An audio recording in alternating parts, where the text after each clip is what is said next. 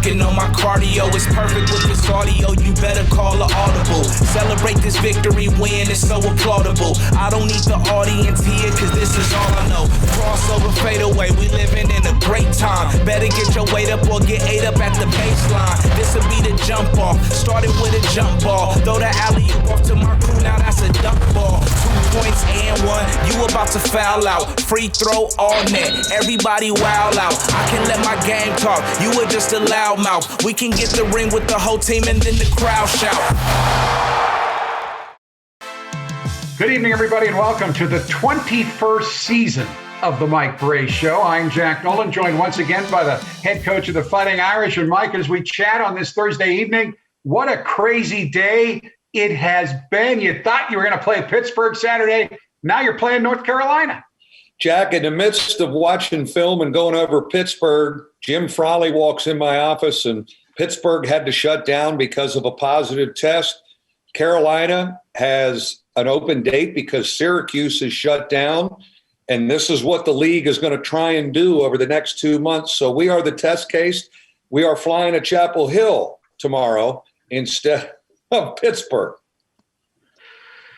Big picture, your team is battling through one of the toughest opening stretches of a season in Notre Dame history. 4 of your first 8 games have been against ranked teams. You are getting better, but you're taking your lumps. We are. We've taken a lot of punches. You know, my mentality was in this COVID season to schedule as many good teams as possible. And we did that in the non-league. And then the league, gave us, Duke and Virginia. Syracuse got canceled, but now all of a sudden we have North Carolina. And if you look at the basketball programs we will have played, non-league and league, through our first 9 games, it's unprecedented. So I'm trying to take that with a grain of salt and take that with a big picture and try and coach our guys and help us get better and understand that the first thing that has to happen is we have to play. You got to get the games in. And we've been pretty good at replacing games when they've been canceled. Tough loss last night to Virginia, and maybe the toughest part of the loss was losing Trey Wirtz to a sprained ankle late in the first half. He's been such a great addition. What's his prognosis right now? Yeah, Jack, that was frustrating because we worked like heck to get him eligible, and he got eligible, and he was starting to get comfortable with us and twisted the ankle. And I don't believe we will have him against North Carolina. Maybe we will have him next Wednesday against Georgia Tech. That would be my hope. Now, offensively, your team has had some outstanding games and stretches in games. All 5 of your recent starters are averaging 9 points or above, and that is something all of your successful teams have had, 5 starters who can score. I like where we are offensively. We're sharing the ball. We're moving the ball. We do have weapons. I thought against Virginia, Jawan Durham in the low post, we kind of got into a rhythm playing off of that, which we envisioned doing, but we hadn't gotten there yet. So offensively, I love where we're at. Defensively, Jack, we have to get better. We are not good enough defensively. We know it. It's not something we don't take seriously or accountability-wise. And that's an area, we're going to have to continue to work on in practices, through the whole month of January. Now, this junior class is the one that you adjusted your recruiting philosophy for, taking 5 guys at the time, plus Jawan Durham as a transfer, 4 of the guys ranked in the top 100, and you've added a couple of key transfers since. So I want to go down the roster to talk about how all these guys have played so far. And I want to start with the guy who may have been your most consistent player to date this season, and that is Dane Goodwin, 14.8 points per game to go with 5.6 rebounds and 2 assists. Love where he's at, Jack. You could see it coming at the end of his sophomore season last year, but now as a junior has really found his niche, especially on the offensive end. And then we have learned how to find him and use him. We have good passers, but he's a very aggressive offensive player for us right now, and we need him to be that. He is still a work in progress defensively, position, stance-wise, but I love how he rebounds the ball, that he gets 7, 8 and can get rebounds and can get up on the backboard. That helps us. Now, another member of the junior class who has taken a huge step forward this year is junior forward Nate Laszewski. After a career-high 28 against Virginia, Nate is averaging a team-high 16.3 points per game. He is your leading rebounder at 8.1 per game, and he's shooting the ball great, 66.2% from two-point range and 57.1% from three-point land. I'm really proud of him. And again, like Dane, you could see it trending in the right direction at the end of last year, his sophomore year. But he has gotten stronger over the summer, even though we didn't have our summer school strength training. He took what Tony Rolinski emailed to him and got it done at his home, and is stronger, and it's showing. He is really confident right now, and I just want to continue to keep him confident, keep him playing well, and he needs to score for us, and he's scoring from inside. He's shooting the ball. He is maybe our best voice defensively. He's one guy that ends up having to guard too many guys. He helps too much sometimes. We need to get our other guys as engaged defensively as Nate Laszewski. Now, Prentice Hub is your second leading scorer right now at 14.9 points per game with 4.5 assists per game. He's been a little inconsistent, but he's also a marked man in terms of how he's defended now. I think people really come at him and try and cut our head off. He's our quarterback, and certainly Purdue and Virginia did a very good job of that. But I give him credit that he gets other people involved and he finds guys and then, as we know, nobody wants to take the big shot more than Prentice Hub. He wants to score or make the play on the offensive end when the game's on the line. He's fearless. He's unafraid. And, I think he's learning how to get other guys involved when they really take him away, and then maybe come back later in the game and get some scoring going. Cormac Ryan played so well in practice last year, it leaked out, and the expectations were so high. He's averaging 9 points, 4.3 rebounds, and 3 assists per game. What do you see as his ceiling this season? I think he's the one guy that's still really searching for his footing offensively. Now, he really works defensively. He takes charges. He rebounds the ball, as we saw, 8 rebounds in Lexington, Kentucky against that athletic front line. But from an offensive standpoint, just still kind of finding himself, and he wants it so bad. The one thing that I've tried to keep in mind is he is our youngest player experience-wise, even though he's a junior, third year in college. His year at Stanford, he didn't play as much, and he was injured, and he didn't get a whole Pac-12 season playing against Power 5 teams. So there's a growth period here of learning how to play and keeping it simple and not overthinking it or playing too fast. He wants it so bad. He's playing a little fast on the offensive end. Now, we already talked a little bit about Trey Wirtz. What a great addition. In his first 4 games, he averaged 12.7 points, 2.7 rebounds, and 3.3 assists. And at times, he's also been your best defender.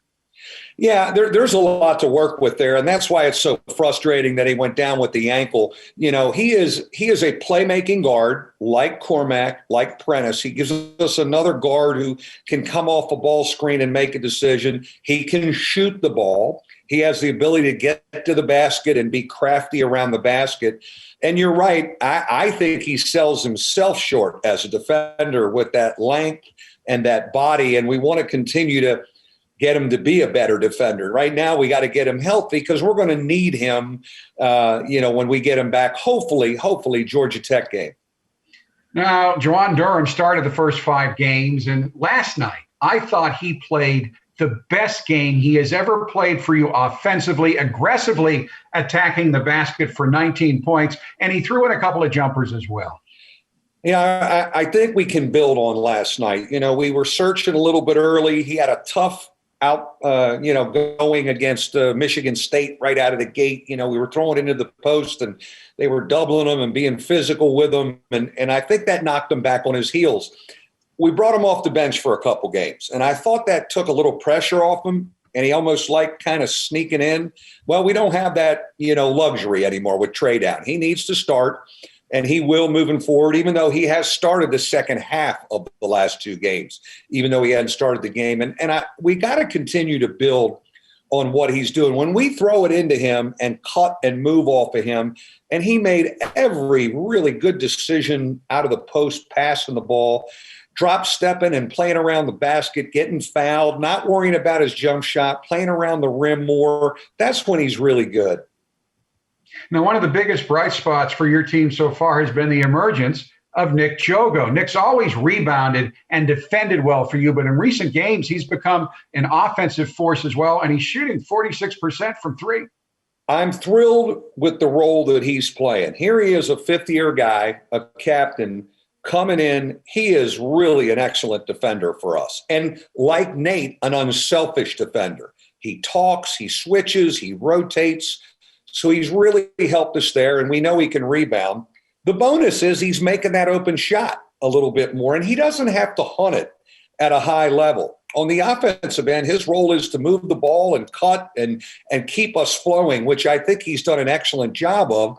But eventually he's going to get great looks as they chase our other guys, and he's made a bunch of those. So I'm really pleased with the role that we have him in, coming in off the bench and giving us good stuff on both ends of the floor. Your two freshmen off the bench, Tony Sanders Jr. and Matt Zona, have each shown some positive signs of what they are going to be long-term for this team. Well, Tony, we don't win the Detroit game without Tony Sanders' athletic ability and driving, and he made a couple big shots. And, you know, once Trey got eligible and Nick got healthy, they've been pushed down the line a little bit. Matt Zona off the bench against Ohio State, off the bench against Kentucky. He's a battler. He's physical. They just need to stay ready because now with Trey Wirtz down, it gets, you know, they move up a seat. But I love both of them. They're very coachable. They've gotten better since the beginning of the season, and they're going to get opportunity. The biggest problem Elijah Morgan has is you have so many good guards, but he's a good player, and he's, again, helping you a lot in practice. And I know you're confident. You don't want it to get to that point, but you're confident putting him in the game if you have to. And you know, Jack, it's funny you mention him because we talked about him today in the midst of rescheduling a game. We had 5 minutes to talk about our team, but I think he can go in the game for us. He defends, he gets out and pressures the ball, and we need help on the defensive end of the floor. And there's a toughness about him offensively. He drives the ball fearlessly, always against the white shirts, Prentice, Cormac. He's a thorn in Prentice and Cormac's side in practice all the time. Folks, making our community brighter, it's what Nika Electrical Contractors do every day through donations, volunteer efforts, and by training the next generation of electrical workers through apprenticeship programs. The Nika Contractors and Electrical Workers of Local 153 preparing for a brighter tomorrow. When we come back, we will begin to break down Notre Dame's first 8 games of the season here on the Mike Brey Show. Inside Notre Dame Basketball is presented by TireRack.com and brought to you by Canon Solutions America, Coca-Cola, Gatorade, and Sirius XM.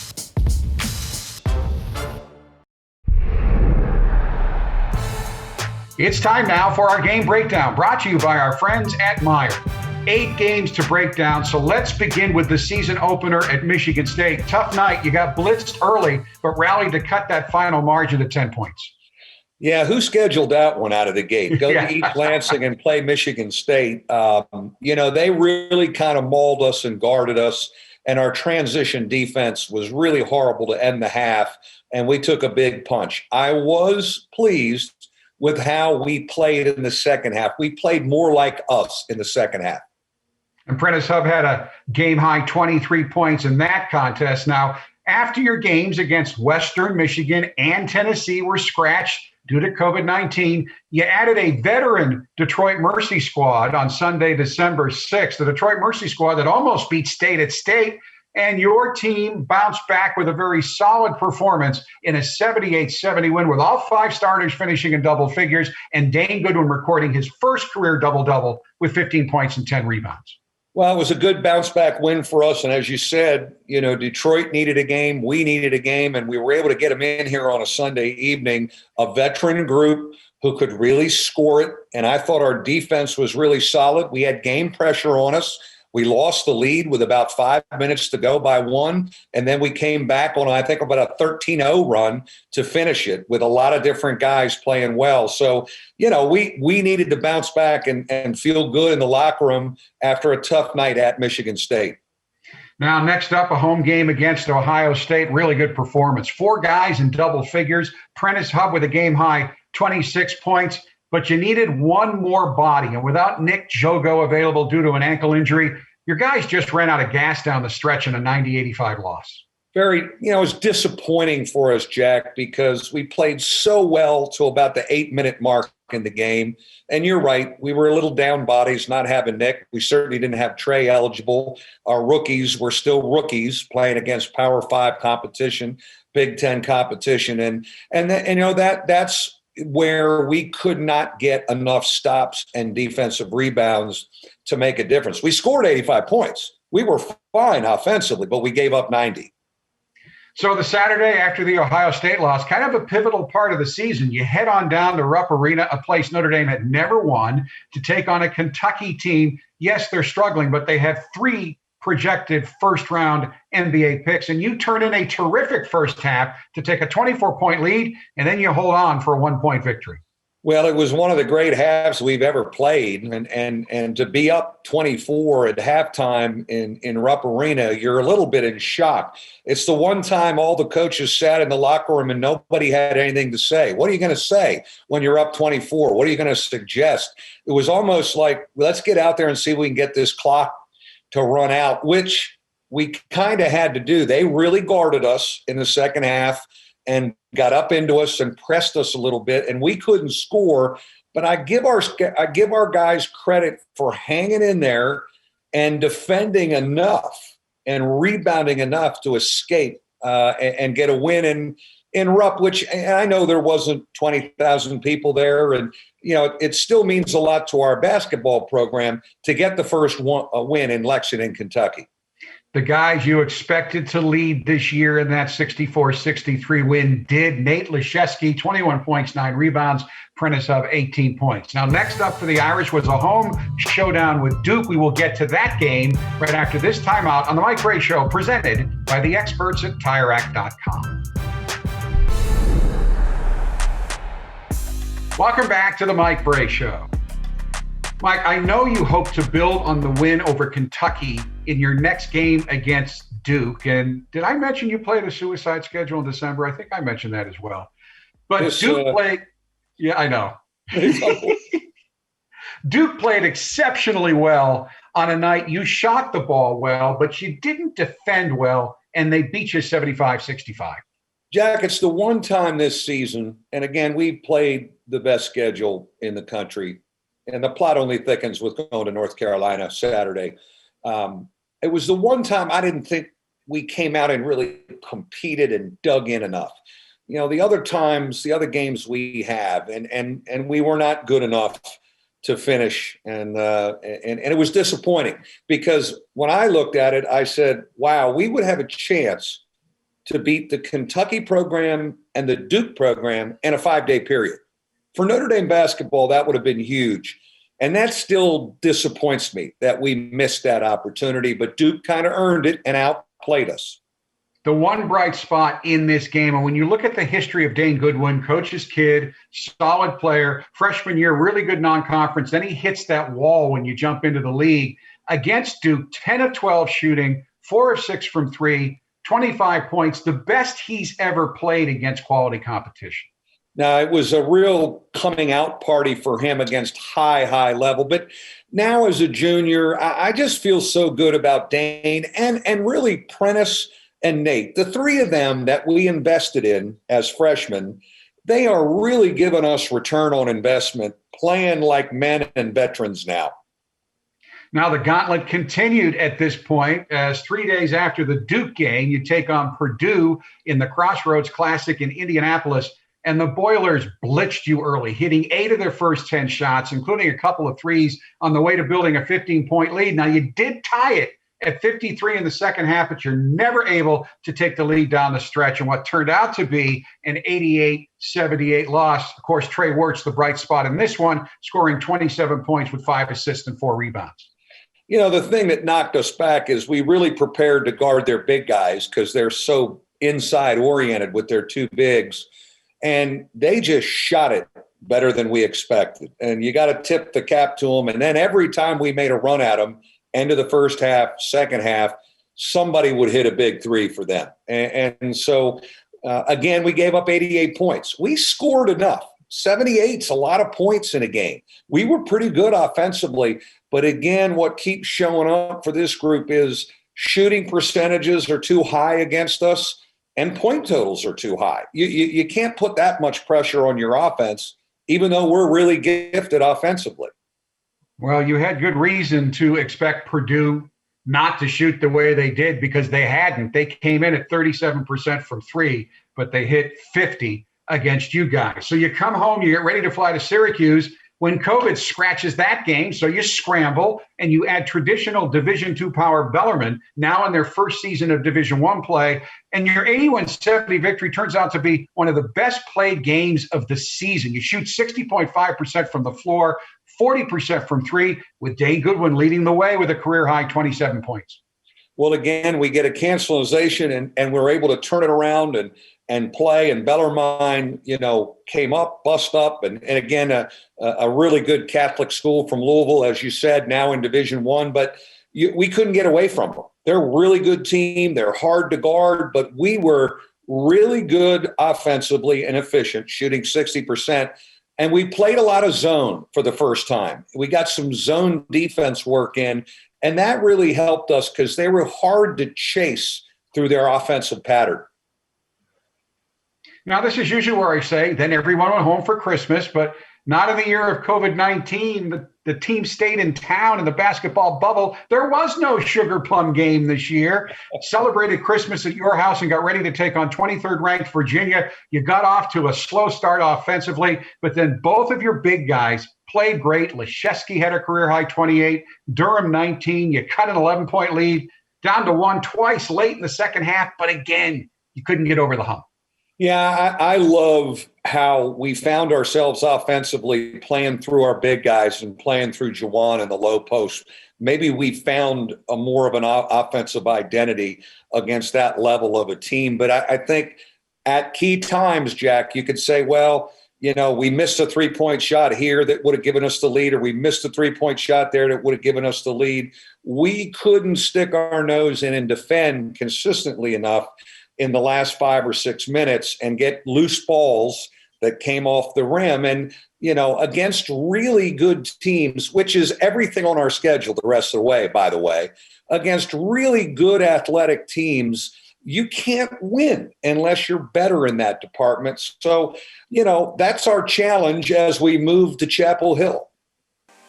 When we come back, Coach Brey catches up with a former Irish player who is making a really big splash in the world of sports television, the all-time leading shot blocker in Notre Dame history, as he likes to remind us constantly, Jordan Cornette. This is the Mike Brey Show, presented by the experts at TireRack.com.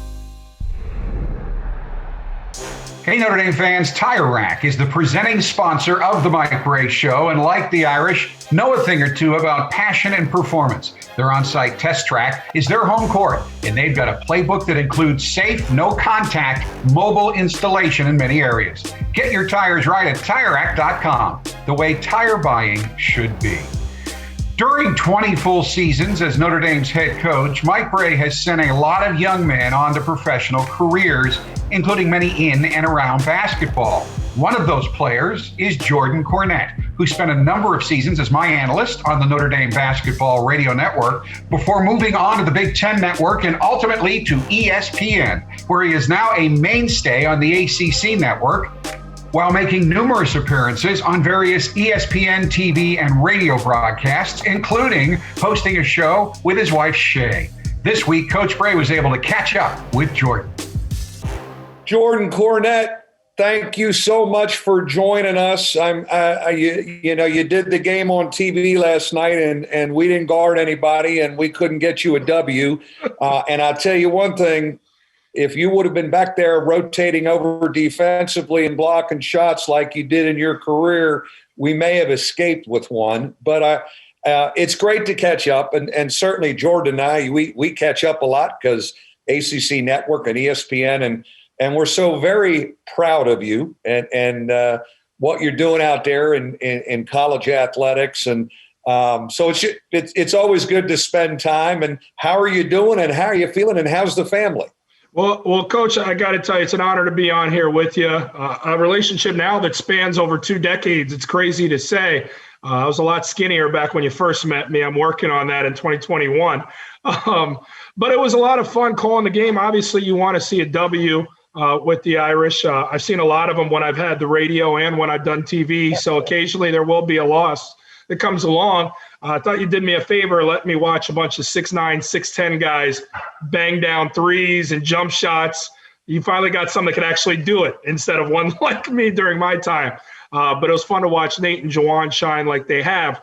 As for my family, it's been a really interesting year. And I think you can kind of check that box for everybody in 2020. But for me, there's been some positive in 2020 that I chose to shine more light on and lean further into. My wife, Shay, we've developed working a radio show together at ESPN that airs on Sunday afternoons. She is the leader of the show. She drives it. I ride her coattails. She also happens to be, as you well know, Coach, 6 months pregnant. We are not finding out if the baby's a boy or girl. Again, her choice. So I'm just waiting to see what comes out. We just hope for a healthy one. And we're excited about that. And we've moved out here to the East Coast. We're in Fairfield, Connecticut, just outside of ESPN's campus, about 45 minutes south of Bristol, where the campus is. And as lifelong Midwesterners, me being an Ohioan, spent a lot of time out of college in Chicago, ultimately met my wife there. Is a big life change for us, but all positive. We're happy to have our health, happy to have each other. And I actually got my parents in town right now. My mother's cooking up some soul food for the new year. My father's plopped in front of the TV, consuming hoops. You know, he loves himself some basketball, so it's a good time.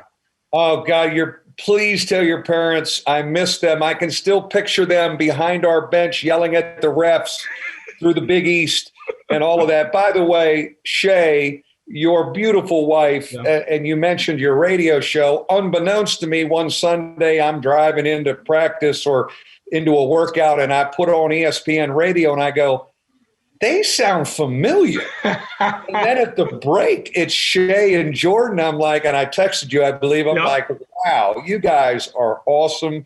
You're pros. And now, congratulations on the little one that's arriving.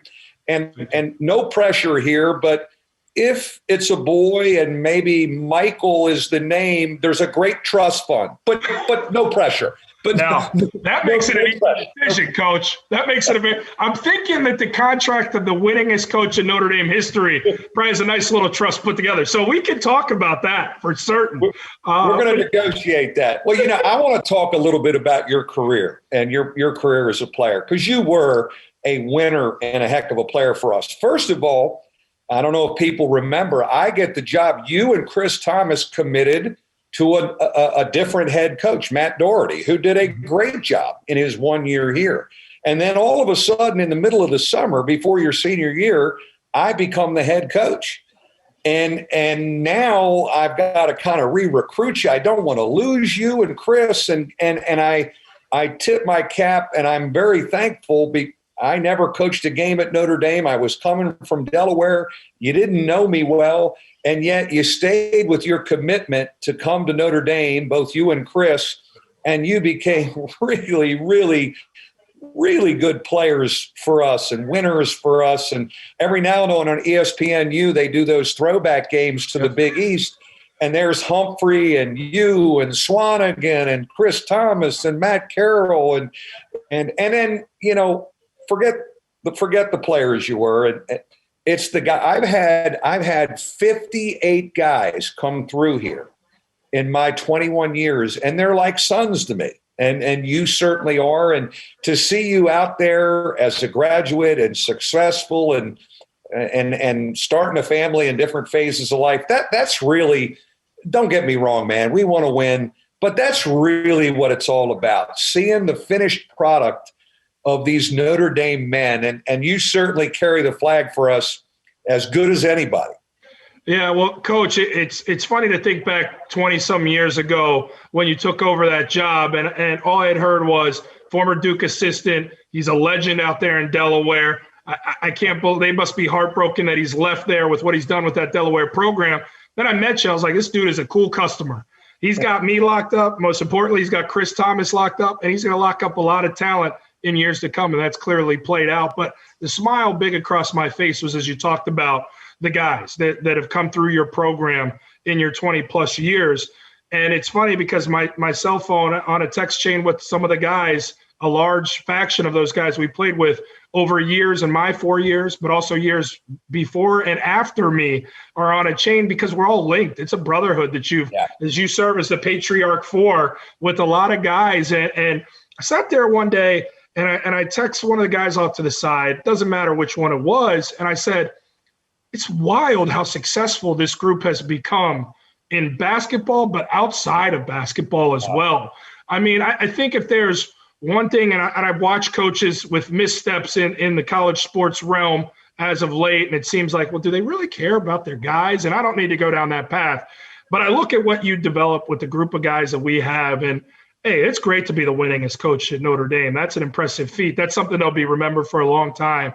But, Coach, you should be really proud of the guys, quality of character guys that you recruited and brought in, and what those guys are doing now. And I could list names, but I'd go way too long in this segment that I know Jack Nolan has money on me going long on already. But to reach out to those guys, know they're just a phone call or text away, is really special to me. And, yeah, it was great to win a lot of games. It was great to go to the Sweet 16, to become a top 10 team for a portion of a season and be ranked for a lion's share of my career.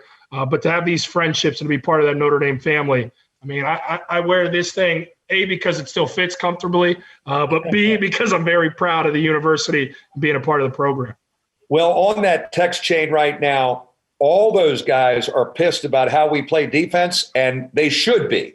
And tell them, I'm there with them. But you're right about that. It's like the reunions we have, and we've done some Zooms during COVID. Yeah. Back in June or May, we did a Zoom, and the stories and the memories. And I'd say this, like I've told people this, the pressure I feel, we got to win enough, or they're going to tell me to go back to high school. That's fine and coach high school. I get that. But the pressure I feel is, you look at that group at the first team meeting in September, and they all have such big dreams. And some, granted, aren't realistic, and that's my job to help them with that. But it's like, I just want every guy to have a good experience. And we're not undefeated in that territory. But you know what? Our batting average in young men having a really good experience here and wanting to come back and communicate. And you know what's interesting, Jay? When you have 50-some former guys, sons, that's a lot of guys that feel comfortable enough to text you, need something, reach out, boom, boom. That's a lot of, and I love that. I have a rule with my administrative assistant, Sarah. Whenever a former guy calls or is in town or is on the line or needs something, you get me out of a meeting, get me off a call.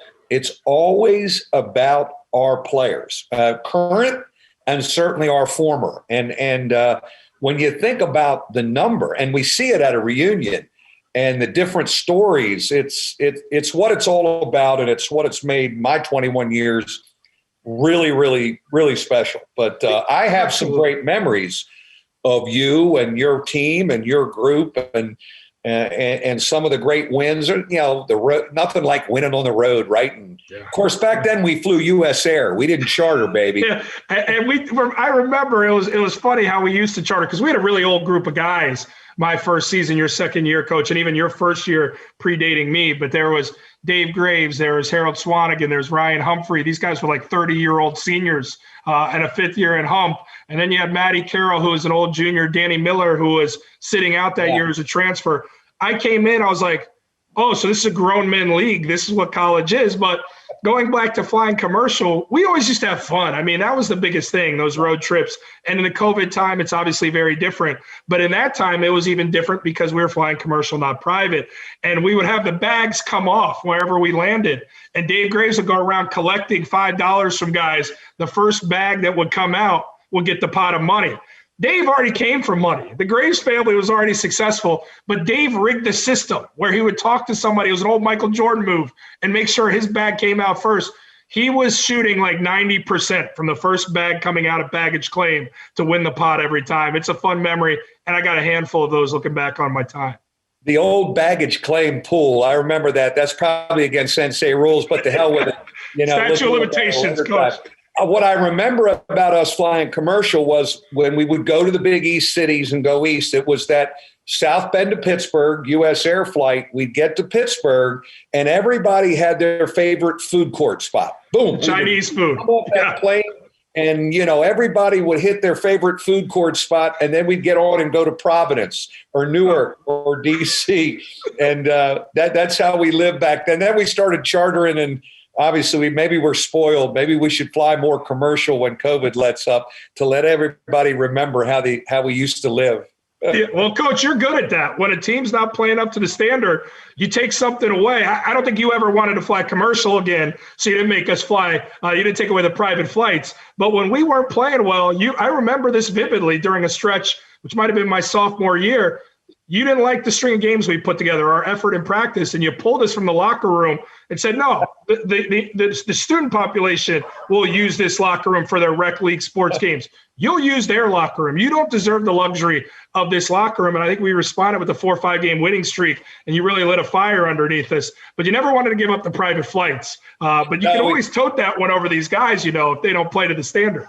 Yeah. That may be a great motivating factor, but you're right. We've used the old locker room before. We've kicked guys out of the locker room. And I'm telling you, just between you and me, I'm close to locking up this new practice facility and going back to the pit and doing defensive drills. If you hear that leak out in the next 2 weeks, it's accurate. It's not a rumor. I love it. I love it, Coach. It'll light a fire underneath them. You know how to motivate guys. And I think it's cool to have former players on and kind of give some of that insight, because that's what makes you a unique coach. And that's what we all thoroughly enjoyed about you, is you're a player's coach, but you know when to lay down the discipline and when you mean business. And I think you know how to walk that fine line where some coaches are just authoritative disciplinarians, or they're the opposite way, let the guys just run the place because they're too much of a player's coach. But for you, you've always found that balance, and that's what got you to the place you are in Notre Dame basketball history, which is at the top. Well, Jordan, I appreciate that. Hey, I want to change the subject a little bit. Tell us and our viewers and everyone a little bit about what is it like with working for the ACC network. It's new, it's brand new, and you've been a key guy in football and now basketball. What's it all about? It's been a fun ride, Coach. It's been very, unpredictable, but I've been blessed for the opportunity. I kind of took a long look in the mirror, and you've always talked about this, is having a self-awareness, dreaming big, but being aware of what is within reach. And I came up in this business as a college basketball analyst, but I saw kind of how this business works. I have a very obscure niche record at Notre Dame because LaFonso only played 3 seasons, but I'm the all-time leading shot blocker. But I have to remind everybody that my name doesn't carry the weight that a lot of these incredible players do. I do think I have the talent similar to them, but the business is always going to pick the bigger names to analyze these games. And I saw that continually happen. LaFonso is a very different case because he is incredible as a player, a person, and as an analyst. He is deserving of his spot. But I'd see guys and go, they're just had better careers than me. They should be ahead of me. And so when I saw that that's how it was happening, I said, okay, reinvent yourself. Carve out a different corner that you can post up and have some real estate with. And I was like, hey, I went to Notre Dame. I took in all these sports. I have a unique set of skills. Why don't I try hosting? I love football. I love baseball. Why don't I try hosting these other sports? So I kept the college basketball analyst side. I got into radio, leaning into trying to be a personality, but also hosting and navigating shows on the football side has really benefited my career, and I've taken advantage of some good opportunities. You've been amazingly versatile. I was listening to you the other day. and you were talking about the NFL. I'm like, how does he know all? He's a hoops guy, but that's where you went and educated yourself and carved it out and made yourself really valuable. I know the ACC network loves you, and we're drooling to have you. Of course, I remember when Jack Nolan and you were traveling with us, and we broke you in here. Yeah. But you were always a natural, and the sky's the limit. Quite frankly, because it's funny how if you're a smart player, if you had a basketball IQ, which you had a really high one, you were going to be really good talking about a game, and it comes very natural to you, Jordan. It really does. Well, I appreciate that, Coach, and I'll tell another quick story because I seeing you, I kind of relive a lot of them, and you're smiling because you remember this one. It was my senior year, and it was my sophomore year, and we were playing Carmelo. Carmelo was in the building, and I got the defensive assignment on him, and Carmelo did what he does. He gave me a lot of buckets. I tried my hardest out there. I really competed, and when we lose games, we would never go out because we didn't think we earned it. We lost that game to Syracuse. So we kept it in-house. We didn't go out. We didn't celebrate, didn't do any of that stuff. But I got a call that I was called into coach's office the next day. And I was like, what am I getting called in for? I mean, I did my best against Carmelo. He scored on everybody. I wasn't out. I didn't get any trouble. And you called me in and you go, hey, Jordan, if you could play the game as well as you give these post-game comments, you would be Carmelo-esque on the floor. And I think you thought it was going to motivate me to be the better player, and it probably should have. But I walked out of there and I went, I'm pretty good about talking about this stuff as opposed to playing it. So maybe that is the path. So on top of you giving me my opportunity to do radio, Coach, because that would have never jettisoned this career that I'm into and very happy to have. If you didn't talk to me that way then, but also more importantly, give me the opportunity to work alongside the voice of all things Notre Dame and Jack Nolan, who also gave me a huge boost, I wouldn't be where I am today. Well, the one thing I remember about you, definitely as a junior and senior, you were a great spokesman for the team. Your quotes to the media. And it's interesting, you find a lot, as you find out a lot about your team and what they say to the media. I'll read and go, well, that's an interesting quote. I didn't read it that way, or I didn't think he felt that way. And you were always like, I liked when they grabbed you because I said, he will give the State of the Union the right way. and I've never seen a media-packed group come around, walk past Chris Quinn, Chris Thomas, Turin Francis, the guys who actually make a difference and go, well, CORNETTE will at least tell it like it is, even if he went 1 of 10 from the field. Well, hey, Jay, it was great visiting with you. As I said at the opening, we're so darn proud of you. Let me say Happy New Year to you, your family. Please tell your parents I miss them. Yep. And please come back to a game. I would, if I saw them sitting up in those seats in the Joyce Center where they used to, I would have a flashback to 20 years ago. And I say that about Matt Carroll's dad and David Graves' dad and all of them. So with that, man, go Irish and Happy New Year. They were all family. We're all family. Coach, thanks for having me. Happy New Year and go Irish. Go Irish, buddy. Coming up next, I sit down with Notre Dame junior forward Nate Laszewski here on the Mike Brey Show, presented by the experts at TireRack.com. Welcome back to the Mike Brey Show. Tire Rack is the presenting sponsor of the Mike Brey Show, and like the Irish, know a thing or two about passion and performance. Their on-site test track is their home court, and they've got a playbook that includes safe, no-contact mobile installation in many areas. Get your tires right at TireRack.com, the way tire buying should be. Joining us now is junior forward Nate Laszewski out of Jupiter, Florida. Nate is having by far the best season of his career. After scoring a career-high 28 points against Virginia, Nate is averaging a team-high 16.3 points per game with a team-high 8.1 rebounds per game. He is hitting 66% of his shots overall, 57% from three, and entered this week 4th in the country with an effective field goal percentage of just under 76%. Nate, welcome to the Mike Brey Show. Thanks for having me. I know you've been working very hard on your game. What do you credit with the reasons for the huge step you've taken from being a good player to a very, very good player? Yeah, I think definitely this off season. Even though we didn't get to come back to school, just staying in contact with Coach Tiro, staying in the weight room. He had a lot of really good stuff for me, as well as staying in contact with Coach Brey and Coach Humphrey. Coach Humphrey's been a big impact on my game. Whether it's shooting, scoring inside, rebounding. He's someone who has a lot of really good advice and has helped me a ton. What's it been like dealing with COVID-19 really since last spring? I know it disrupted the team's normal summer routine big time. Yeah, for sure. That was, kind of a bummer we didn't get to come back for summer school. But we take it, day by day, just coming in, trying to work, every single day, just knowing that, nothing is for certain. So I think just staying together and staying positive through this whole thing is, essential for us.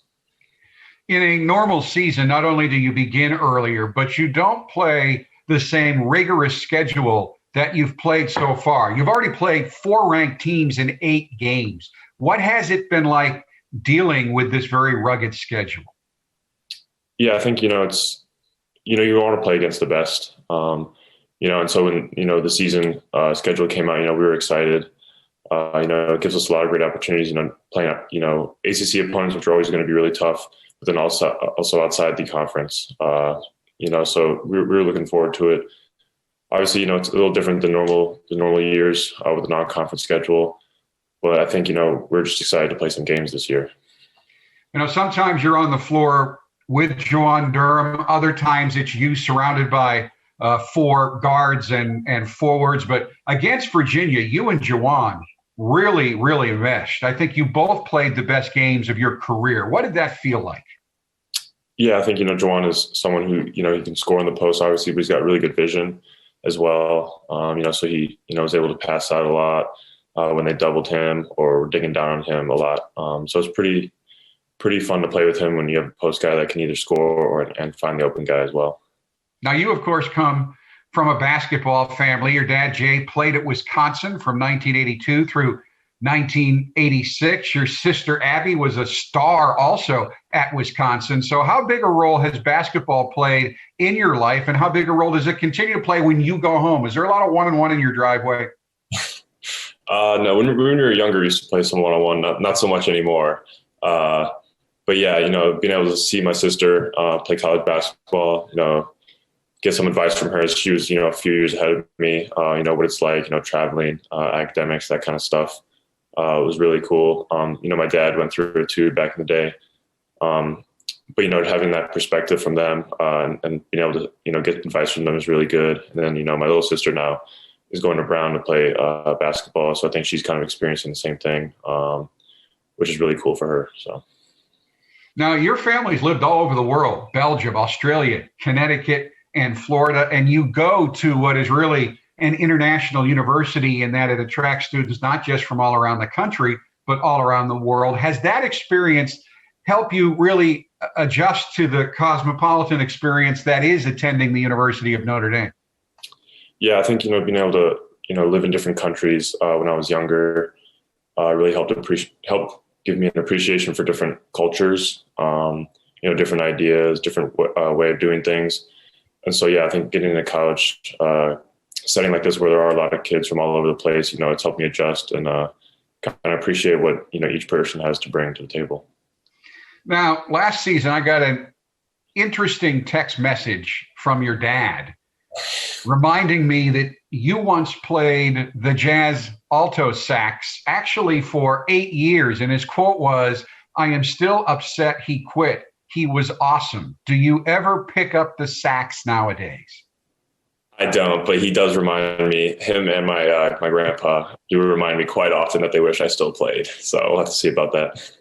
You can always pick it up when your basketball career is over. I bet it'd be a big hit in a future professional locker room. There's no question about that. You're also enrolled in the Mendoza College of Business. How do you think that's going to help you down the road? Yeah, choosing a school, I wanted a school that had, a great mix of academics and basketball. My mom had always stressed, good academic education. And so being able to go to the business school has been, a lot of fun. Being able to go and be in classes with Robbie, Dane, Cormac has been really fun. And I think, it'll help us, a lot down the road, just meeting people, different connections, and having those experiences. Now, we always talk about athletes being a good fit at Notre Dame, but you could have been a good fit a lot of places. You had 19 offers from places like Arizona, Georgetown, Georgia Tech, Indiana, Miami, North Carolina, Texas, USC, Villanova, Virginia, Wake Forest, Stanford, and of course, Wisconsin. So why did you choose Notre Dame, and how has the fit been so far? Yeah, when I was getting recruited, I felt I had the best relationship with all the coaches here. I really liked the way Coach Brey played, his style, as well as, I really meshed with a lot of the assistant coaches that were recruiting at the time too. And then when I came on my visit, I got to experience, what Notre Dame was like for that weekend. That was just, it kind of, the cherry on top, honestly. And that's, when I decided that this is the place I wanted to be. Let's turn the focus back to this year's team.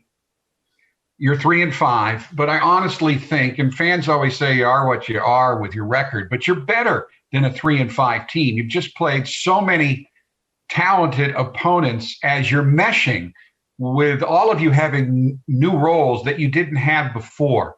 So how good do you think this year's Notre Dame team can be? Yeah, I think, dealing with a lot of the stuff we didn't get to come back for summer, so we're just kind of, we're building and growing through, a different process this year. And so I think we're really good. Our ceiling is very high.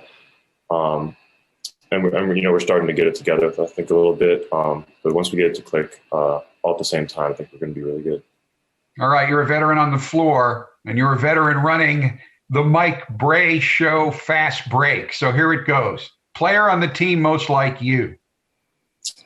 I would say Cormac. Best nickname on the team, and who has it?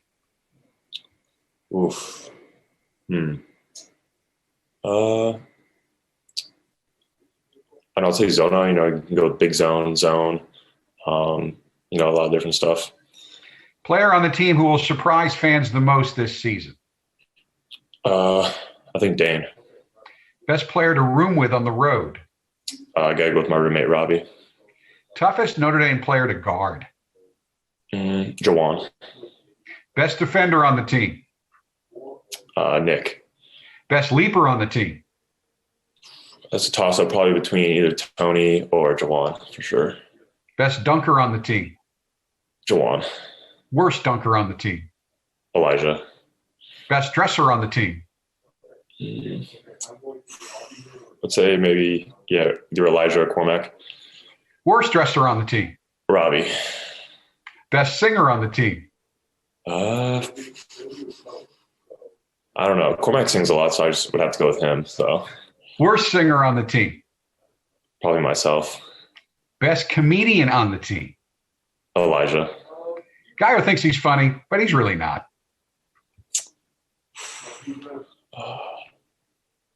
Jeez.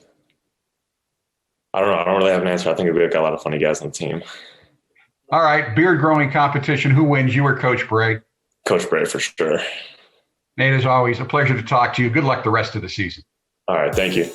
We'll be back to wrap things up in the first edition of the 21st season of The Mike Brey Show, presented by TireRack.com, right after this final timeout. Welcome back to The Mike Brey Show. And Mike, it has been a wild ride so far in this crazy 2020-21 basketball season, with the biggest opponent continuing to be just having everyone avoid coronavirus so you can have enough healthy players to play the games. Do you think this is going to get any easier, or is it going to get tougher? It's going to get harder, Jack. I think it's going to get harder as we're into the conference season. Here we are already. We've had 2 conference games canceled, and we've rescheduled North Carolina because they've had one canceled. I knock on wood every day that we have tested pretty negative. We have tested very negatively, for a while. But, the law of averages says that could change at any moment. And I have a lot of respect for our guys and our medical people and our staff and their habits that we've been able to stay eligible, so to speak, to be able to play games. But you're living day to day, and I've never been in a situation like this before. And you're just trying to help your guys, and you just want to get games.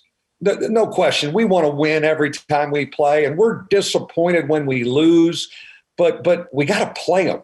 And that's why Roy Williams and I scrambled and said, hey, we got to play. Whatever. We'll be there. We're just going to turn the plane to Chapel Hill instead of go to Pittsburgh. And it's going to work out. Not as easy to do. Well, it's not as easy to do as you just made it, because you got to change the scout and the mindset, get the video in. You don't have a lot of time, but there is one consistency, one commonality that I see between the two teams. They're both deep and they're both athletic. Yes, no, they're really, and we played Carolina a bunch here over the years, and they're huge, they're big, they want to throw it into the post, they want to beat you up on the backboard, transition defense. And when you think about it, we weren't scheduled to play them until January 30th, but we have had a lot of really great games and big games against North Carolina. ACC championship game, East Regional championship in Philadelphia. They beat us to open the season last year. Leshevsky throws one in at the buzzer here last time we played. We've had really big, interesting games with a great and storied basketball program. So I wasn't expecting to go to Chapel Hill this early in January, but here I go. Then next Wednesday, annual repeat opponent Georgia Tech comes to town for what has been a surprisingly competitive and intense rivalry every year since your first year in the ACC. I like that you used the word rivalry, because, we repeat them and we've repeated Boston College every year, but the Georgia Tech games have been amazing. I think we've won 3 in a row now against them. And it's been a little bit of their defense versus our offense. Who's going to win out?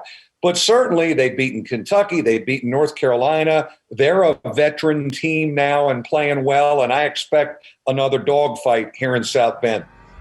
Okay, Mike, thank you.